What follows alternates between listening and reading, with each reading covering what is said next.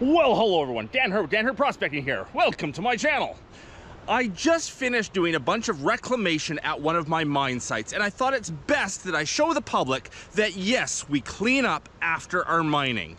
So this field right here was all sorts of lumps and bumps and rocks and stuff that was left over. I've flattened this out. The grass here will take over in no time. We'll have a nice little meadow. The pit where I was taking the pay dirt from was about 4 or 5 feet deep right there. I've filled it back in.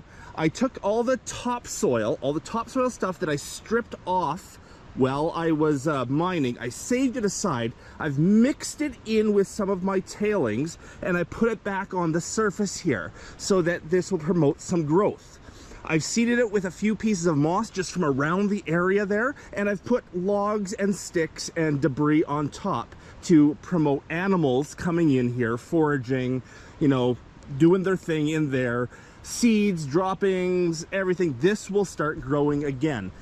All contoured nicely. At no point is there anything more than a 1 foot drop anywhere, so no one's gonna break a leg or anything like that.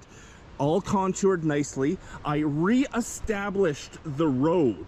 The road coming through here I had blocked because of my ore piles and whatnot. I've re-established the road coming right through, and as part of re-establishing the road, I actually left this berm here on purpose with a big rock at the head, a big rock at the foot, so that people driving down here will know to stay to the roadside and not go into fresh fill that is trying to regrow. It's loose so that seeds will grab. If someone tried to drive in there, they'd get stuck and they'd wreck our reclamation that we're trying to regrow plants and make this back to nature's beauty. So there you go. Miners do clean up their sites after they're done. Yes, I still have a bit of work to do.